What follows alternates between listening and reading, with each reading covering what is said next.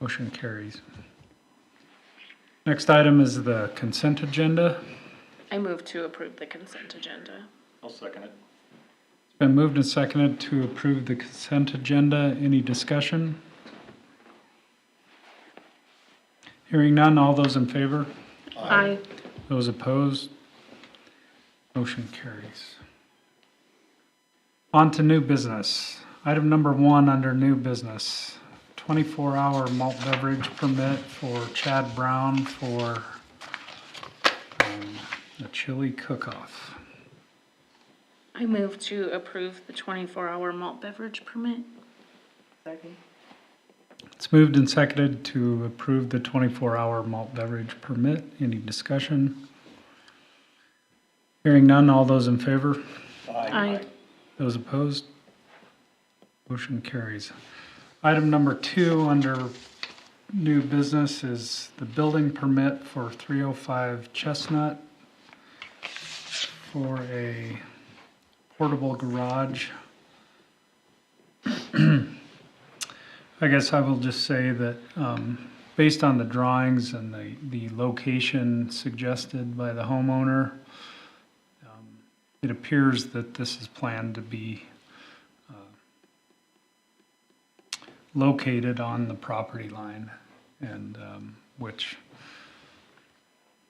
would be outside the ordinances for setbacks. So I don't know. I guess we could do that. Leon, is this, can we reach out to them and have them Do another drawing and resubmit this? Maybe let us know what they mean by a portable garage. I think Okay. that seems kind of vague. Yeah, And then, Maybe a picture of it, or, you know. yeah, something. Some kind of thing, yeah.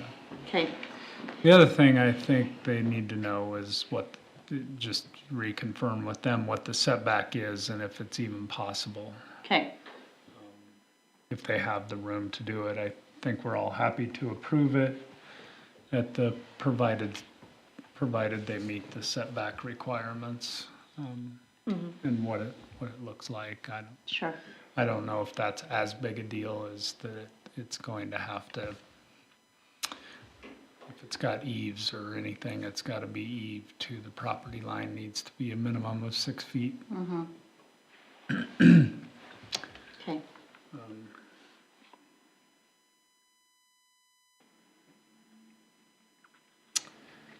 Is there any motion? All right, moving on. Visitor comments. We have no visitor comments. Department reports. Jana? None. Dave? I don't have any either. The Port Authority committee is going to be meeting this Thursday. Nothing to report till then. I have nothing right at the moment. nothing for me either. At the last landfill board meeting, we discussed changing the fee structure at the landfill based on whether the trash hauling coming in was coming from within the district or out of the district, because there's been multiple semi-loads of trash that have been hauled in, and they're charging the base rate of $35 a ton, or whatever the base rate of the landfill is. And then it's filling the landfill at a more rapid pace than what has been anticipated. And so we're thinking to offset the cost of cell development and all, any of the trash that's coming in. Like, we had multiple semi-loads of muffins from Starbucks that were involved in a wreck on the interstate. And they're dumping at the base rate. And rather than raising the rates on the local municipalities, we were proposing that we raise out of district rates to offset some of the costs Is it easy enough to determine whether they're out of district or not? Is that- Yeah, would it's that be pretty a simple. challenge? There's a little bit of challenge in that, but basically, let's say it's Coyote, they're within district. Right. The trash that they're hauling in, they may be collecting some out of Colorado and out of district, but the fact is their business operates within district, so we would call them within district trash. Sure. But something where it's something that's on the interstate, they have an accident, and we end up with semi-loads of product. We base their base is out of Seattle or out of wherever, and we're taking all of that trash, and this has been an ongoing thing where we've been getting multiple semi-loads a month of trash that's out of district, and so that was, rather than raising rates for everybody else, I think that it'd be wise to charge a higher fee for those. So that's one of the things that we discussed. And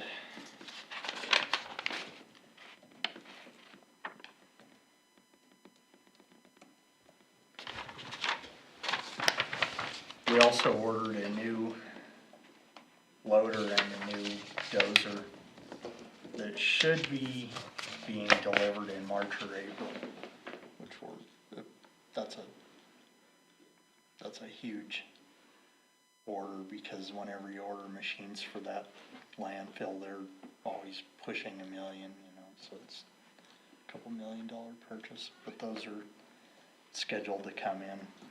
What we've been trying to do is get the equipment at the landfill on a 7-year rotation, so we're replacing the old equipment at 7 years with some amount of warranty left on the machines, so that when we put them on the market, we can put them on as a machine that still has some number of hours or a year of warranty left on the machine, because people are willing to pay top dollar for a machine that they know has some amount of warranty left, and we're trying to get the rotation of the equipment into a shorter rotation, rather than having everything, the wheels coming off of it, and we're staring down. Since I've been on the board, we've been getting everything on a 7-year rotation, but there's still a number of pieces of equipment that are 20 years old. They're 20,000 hours on them, and the maintenance on them is exorbitant.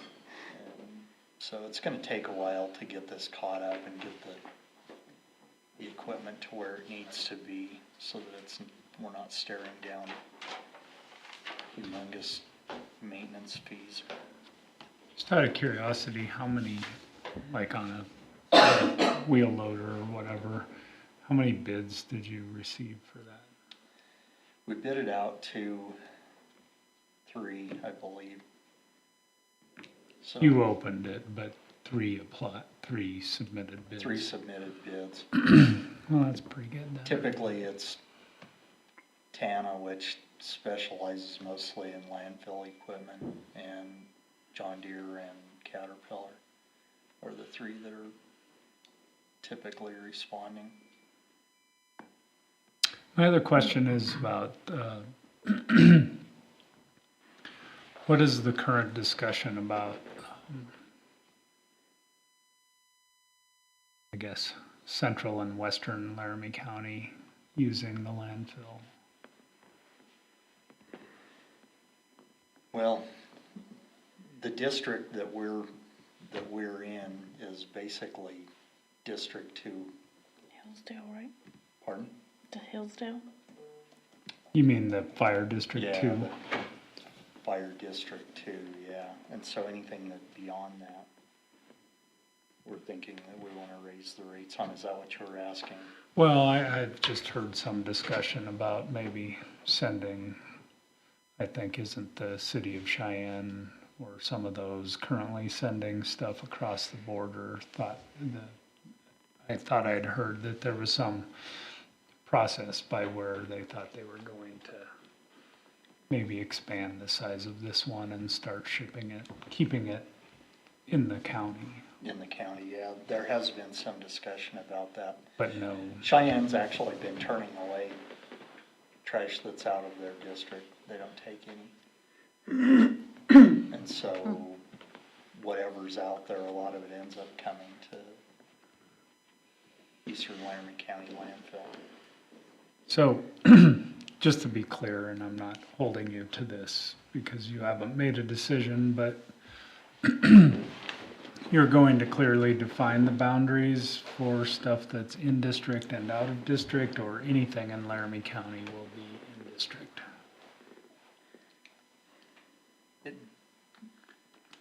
So the boundary's already defined. And so we were gonna use the existing Boundary. defined boundary. And so there could be stuff that's out of district that's still in the county. Perfect. Anything else? I have something.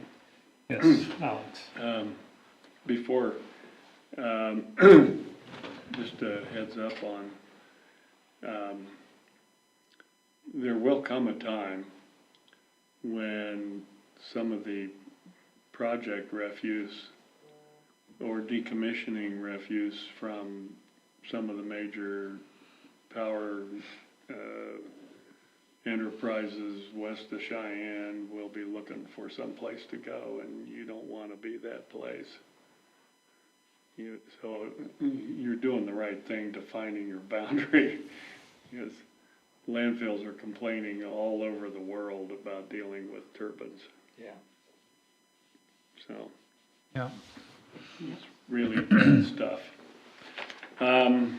Couple of things. I think we have Walnut Street headed in the right direction, both with the property owners and with the Transportation Commission. I found the friendly neighbor at the Transportation Commission who thought he could probably sneak that on the November agenda for relinquishment, so we'll be the proud owners of a block off Walnut Street. And the homeowners, the property owners had sort of a tentative arrangement with their neighbors to the north on that encroachment, but it didn't satisfy our setbacks, and so we kind of retooled that to make it work. So I think we're all set. I think they closed with, verbal assurances that everybody would follow through, and you came back with you're okay. So, yeah, I do think though, I suppose timing wise, maybe we should get that on the next meeting, that we should get that actual agreement approved. Yeah, I feel it'll be like. with the new owners now, Okay, because sure, they're the property owners when we do it.